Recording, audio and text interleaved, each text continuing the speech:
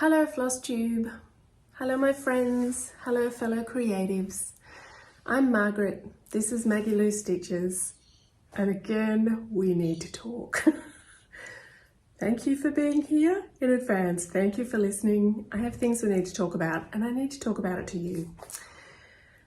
And I'm going to start off not with cross stitch, but it's very cross stitch related and I will get to that and how it is. It's about life and look, it's about pussycats, and it's about my pussycats, and it's about one particular pussycat called Smudge, who I think I've shown a photo of in the past, but she rarely walks out and gives me the opportunity to put her on camera, and she's a bit of a big girl, so picking her up to do that would be a hefty thing too. But anyway, I'm actually hoping she does that a bit today.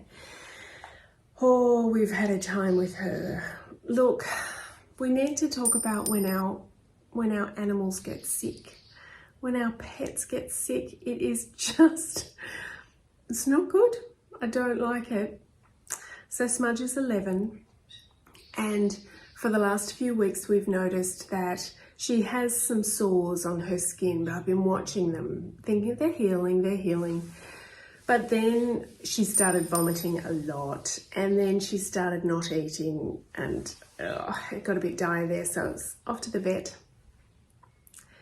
Oh my God, and that was last week. What a week it has been. She's still with us, but that wasn't necessarily going to be the outcome for some of the time through there. So goodness, this week it's just been all about Smudge. It has been all about what's wrong with her and get her better, please.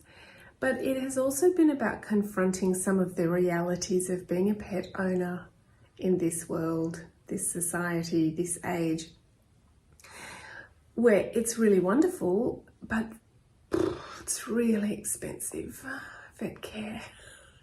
So basically, I went to one vet, and shout out to my sister, Vicky. Oh my God, I couldn't be more grateful for her at the moment, because we got rid of our car a couple of years ago. We have chosen to be a car-free family, and most of the time I absolutely love that decision, except for when you need to take your cats to the vet. Anyway, my sister lent me her car for the week. In fact, I could have it for months if I wanted. She's been really great about that, but thank you, Vicky. But anyway, so I took Smudge to the vet. She could do a basic assessment there, run a couple of blood tests, but she just said, look, there's nothing that I can diagnose, but she is badly dehydrated, she is sick, her temperature's up, she's got something going on.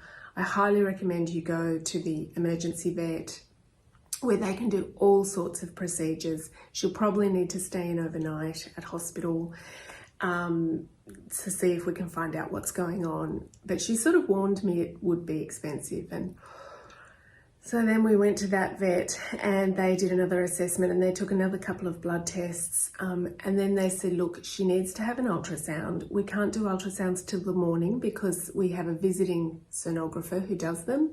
So she will need to stay in overnight for intravenous fluids, and for us to just monitor and keep an eye on her and see what's wrong, try to get her eating. I learnt that with big cats, not eating for an extended period of time is very problematic because it can develop fatty liver, which is really bad, and that's fatal.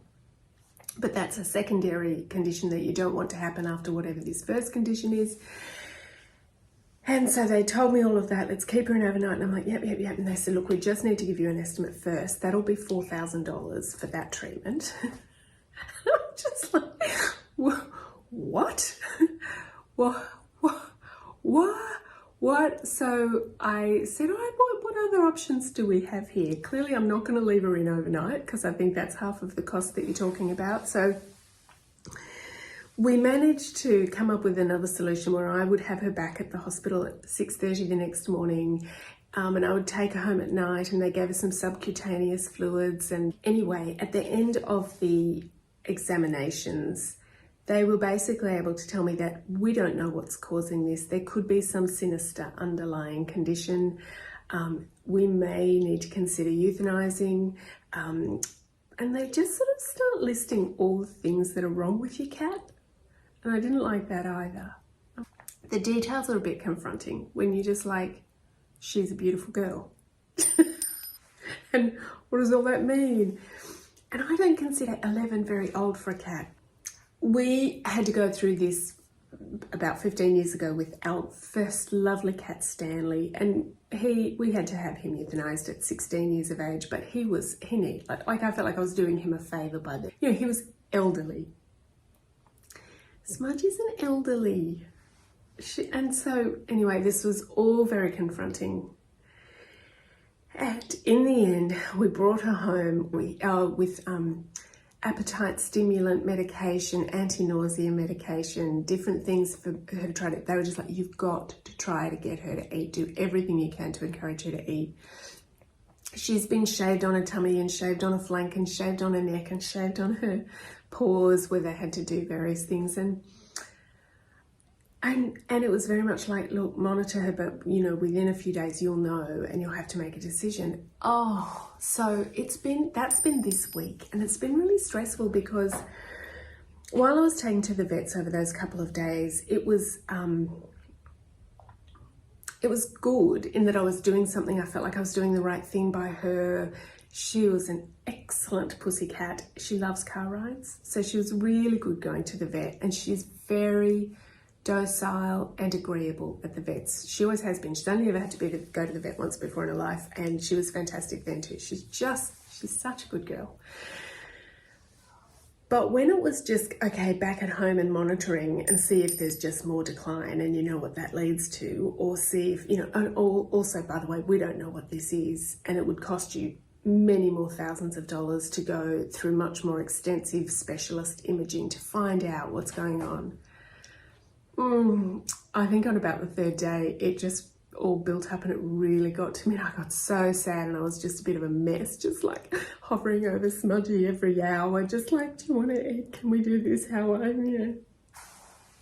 Oh, and then the next day, I noticed anxiety really crept up on me. I'd been doing a really good job up until that point of like, just, understanding my role as a cat owner and as a cat mother and doing all the right things. But then this anxiety it hit, and we just realized I was pacing and I couldn't really settle to anything. And this is where I want to say, let's start talking about what we're here to talk about, which is stitching. Thank God for stitching. That's what I want to say. So let me break the Smudgy story and talk about stitching and sort of bring it all together a little bit on that. So my stained glass butterfly project from Stitches So Beautiful is coming along great guns. Guys, I'm up to 20%, which I'm really happy about. So let's have a look at that. Ta-da! Oh, look at those hoop marks. And I'm so going to talk about that in a minute. I want to talk about that. I'm so grateful to you all for talking to me about that. So here's 20% of my stained glass butterfly. I love it. I'm so happy. This is fulfilling all of my stitchy needs at the moment. I'm loving it. At the bottom of the middle, I'm just about to get to the butterfly itself, which is just a milestone, isn't it? We have these in these bigger projects, there are milestones like that. But I can tell you with confidence that, let me just see if I can, that all of this dark stitching here was 2 days of sadness and anxiety over Smudge. And this was the only way I could settle myself. It really was. Like, I would do bits of housework, but I would do it wrong. I didn't dare touch my biography work. I was not in the space for that. I could just tell I was a bit unsettled. But when I sat to do this, and that's what's beautiful about these big projects. Like, you can choose somewhere that's a whole lot of confetti, or you can purposefully choose some block stitching. And these stained glass offer all of that in these. border type dark colors. And so I chose that, and it was such a relief to just have it in front of me. I had my headphones in, I had my Flosstube on, and it just settled me. And in that moment, I was so grateful for that. Now look, that takes me to another point about this, is that for those who are spiritually minded, you might be interested in the fact that recently I was a guest on a podcast episode. The podcast is called Freda Maletsky, the Healing Artist. And it was such a joy to be a guest on that. We had a long conversation about all spiritual matters that we share an interest in and a life of. One of the things that Freda asked me is, when you're stitching, what's going on in your brain? What's happening? What's your internal process? It was really fun answering that question, and we had a really good conversation about that. But more importantly, it has sort of stayed with me since having that conversation, and I have just been thinking about that more, because of course I answered it, but I didn't answer it in every way possible. I mean, you could talk about that forever. There are so many aspects of that to talk about.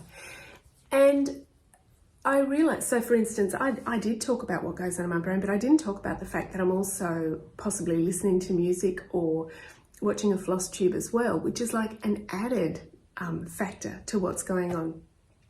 And I didn't talk about until, because it wasn't happening then when I had this interview with her, I didn't talk about what a self-calming, self-care activity it is for my brain and my nervous system when it's really needed. And so I got to sort of meditate on that a bit, and I think I realize I'm preaching to the converted here. I know as stitchers we're all very aware of this, or of the possibility for this, or its role at different times in our life. Sometimes it's just a passionate, fun, invigorating thing to do. Look at me making art, look at the colors. Oh, this is so pretty. I love this. I want to stitch all the things. You know, sometimes it's just enthusiasm. And sometimes, like it was for me last week, it is pure solace and relief and escape and beauty and calm, and I'm very grateful to stitching for that. So anyway, I will link that podcast episode for anybody who's interested in going seeing. Obviously, it's not about cross stitch. We do talk about art. It's mostly about spirituality and healing. So if you have an interest in that, by all means, go and check that out. But it's just been a really interesting time for my stitching because of all of that. So good old Smudgy, about 2 days after the ultrasound at the emergency vet, one day after that she was bad, and in tears, my husband and I had to have a talk about what is possibly going to have to happen. But actually that was really good too, because having that conversation actually engaged him a little bit more in it. I'd been the one taking her to the vet. I'd been the one at the forefront of it all, which he was very appreciative of. But with this conversation, he kind of said, hang on, it does look like we're going to need to make an appointment to possibly have her euthanized, which, the other thing is, I know that's inevitable. I know that's sort of what we enter into when we have pets. Their life is going to be shorter than ours, we hope. I mean, honestly, because the alternative is I go first, and no thanks. But Matt just sort of said, he said, I want to have a look at the wounds that she's got and just check her out. Now, my husband is not a vet. He is not a doctor. In fact, he says that to me often, not a doctor, not a vet, because I come to him with all sorts of questions, because he is a doctor. He is a PhD in immunology. He is an immunological researcher. So when he started looking at Smudge's wounds, he was just like, hang on, something's changed here. This is different. What is this? What's going on? And he went to the computer and he just started, and I was so grateful. I was like, oh, even though we've just spent all that money on vets, my husband's going to he's going to save the day. He's going to find what it is. He's going to know what to do. Now, that's 50-50 true. He kind of did. He was able to really find some information about this particular wounds and the skin condition and the bacterial infection that he believes is raging through her body from that. And he just got on board with like, right, we need to try some different foods. We need to try some different things. We're going to bathe those wounds more. We're going to do this. We're going to do. So for the next day we were doing that. 24 hours after that, oh my goodness, she's a new cat. Well, she's an old cat. She turned a corner. She was just being normal. She was just coming out. She just started eating voluntarily, like of her kibble that, you know, was her normal diet. We didn't have to coax her with things. We didn't have to hold up cups of water for her to sort of try to get her interested in. And she just started hanging out like normal. She's doing roly-polies on the floor and wanting pats. She hadn't been doing that for weeks. I was like, oh my God, oh my, Smudge is back. She's back. So this is now 2 days from that day, and it's a little bit 2 steps forward, 1 step back. Because in amongst there, then she did have an attack of something where she was sneezing, wheezing, her eyes were watering. That was a little bit about when my anxiety attack came on, because I was like, what is this? This is new. I don't know what is happening here. Anyway, she seems to be just getting better and better, and we cancelled the appointment, but we will take her to the vet again in another, when the antibiotics are due to finish, we'll take her back to the vet and say, what do we do now? You know, but it's looking good. I want to tell you, and I still have that rational awareness in me though that, who knows, will she still be here in a month? Will she still be here in 6 years? You know, it's kind of like that at the moment. And I'm choosing to think the latter. After the vet, when I realised like we cannot afford to continue spending money on this treatment at that rate, I made the declaration. I said, right, well, without that, I'm just going to have to lean very heavily on magic and miracles. It's going to have to come in and do its part. It just has to. And so far it is a bit. It is. And I'm going to keep leaning on that. Why not? Why not? She's worth it. Thank you for listening to my Smudge story. And also just because I mentioned my cross stitch, which is what we're all here for. I mentioned its name, but that's that's what it's going to look like when it's finished. See, so I'm still right up in the top. Up around here, I've been working on this month. I think it's been nearly a month since I've come and visited with you guys. And in terms of Flosstube, what a lovely month that has been. Thank you so much for so many new subscribers, new viewers, new commenters. I've gotten to meet people more and more through this, you know, virtually online in the comments, but also in their Instagrams. I love it when you comment and I get to go and look at your Instagram. I just want to say it's been really great having the connection, the communication, the what's the word? Engagement with you all. Like genuinely, I've been really enjoying that so much so that like coming to sit down and talk about this now, when it's something about my personal, my heart life. Smudge is my heart life. I don't feel so much anymore like I'm just sitting in my lounge room talking to my camera, which is exactly what I'm doing. I really feel like I'm talking to the people I've been meeting. Emily, Natalie, Marie, Zeb, Wendy, Lavinia, Steve, my brother David, my sister Vicky, Linda, Zentangle. I forgot to bring it. I'm gonna show you my Zentangle as well, but I'm glad I just mentioned your name, Linda, or I would have forgotten about it. Thank you. You remain a good reminder. Kate, Jenny.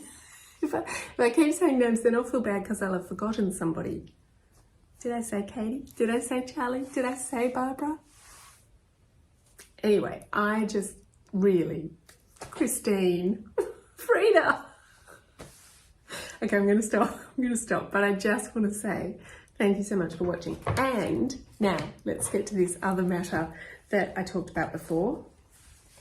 Hoop marks. hoop marks. I talked in my last video and I showed you at the end about, you know, asking for confirmation about what I learned through Gary Sly about, you know, being careful of hoop marks. And, you know, I asked you guys, what do you think? Do you agree? Well, yes, you agree. And you gave me some really good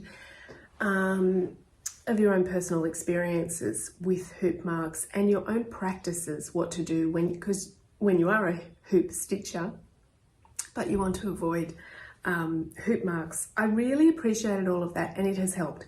So my new system is every day when I go to stitch, I take out my fabric, I decide where do I want to stitch on today? And I'm enjoying that more. You know, originally I had the hoop around this part and I was just leaving it there and I was going to complete that section. I'm not working like that anymore. Every day I'm going, well, do I want to do some block stitching because I'm really stressed? Do I want to complete this area? Do I want to go left? Do I want to go right? Do I want to go into the middle? I can go anywhere. So that's really good. So I choose an area and I put the hoop in and I stitch and it stays in all of that day. And then usually I get to sleep. I get to stitch the last thing before I go to bed. And so at the end of that, I take my hoop out. I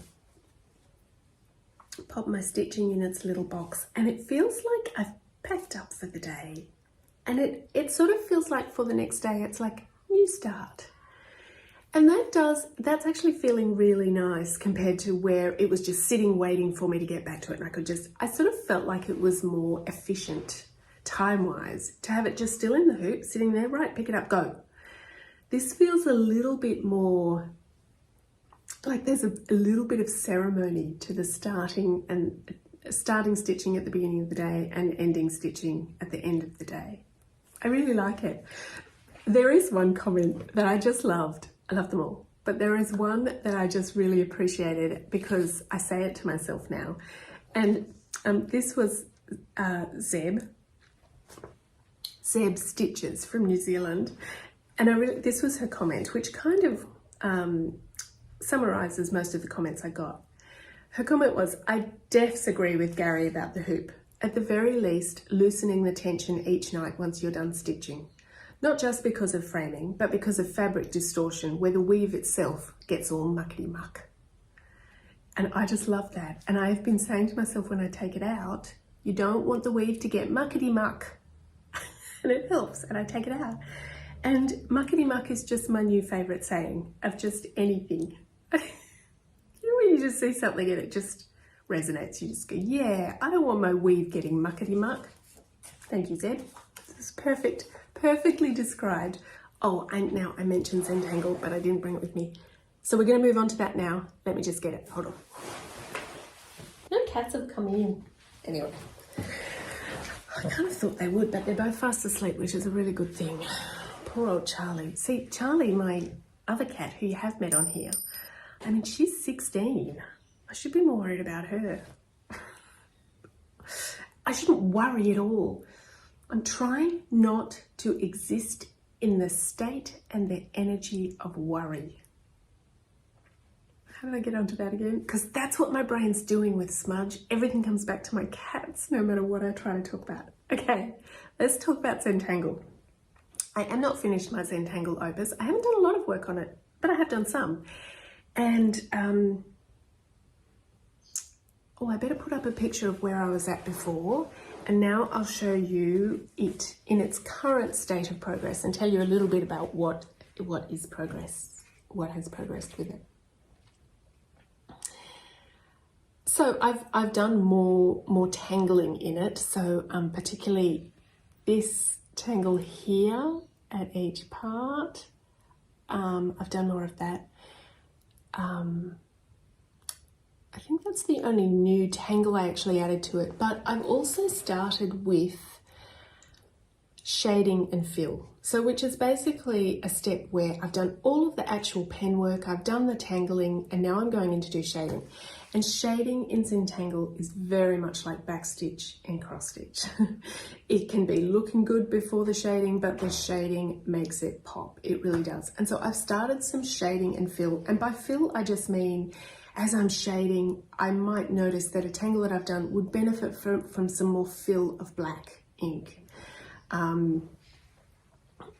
So for instance, the outline of these little flower tangles. I filled those in the end. They weren't filled last time. And so this center part and these little guys, these little Indirella tangles have all been shaded. And so they are popping a lot more, whereas you can see sort of all around here. None of this is shaded yet.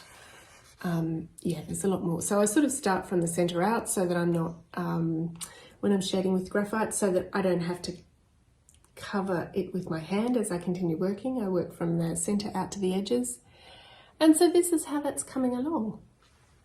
I know it's not even nearly finished yet. I'm enjoying looking at it, but there's something, yeah, you just know, and I just know, oh no, this is far from being finished.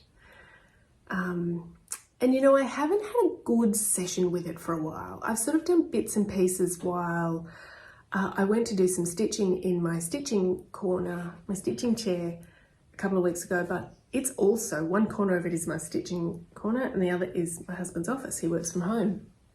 And he was in there in a meeting. Now I can sneak in and just sit on my chair and stitch while he's in a meeting. They can't see me the way the camera's angled, but it always just feels a bit not quite as comfortable. So I thought, no, don't go and do that. I'm constantly having to remind myself there are other things in life besides stitching that you can be doing. So then I go, yeah, I'll Zentangle. So I'd sit to Zentangle, but the other thing is I do need my magnifying light. Well, a good session is with my magnifying light that I'm Zentangling through. But if I don't have that, I still can do it with just my eyesight and good natural light, but I don't tend to sit and do it as long, and it's just not as good. So I've been having little sessions like that where I just do it because I'll fit that in here.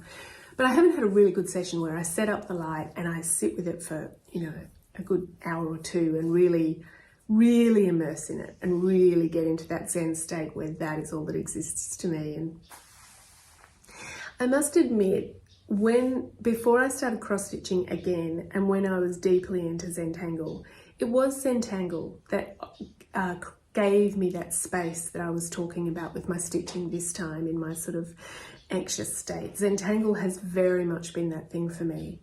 At the moment it's cross-stitch, and I'm just grateful to have anything to do that, really. Okay, one more thing, and that is, look, Flosstube is very enabling, as we all know.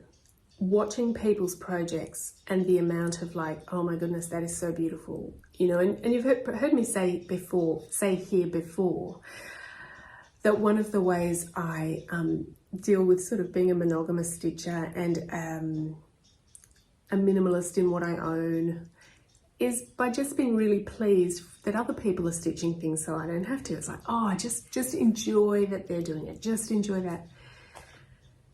But there is something about when I watch Natalie at Sweet Home Handmade.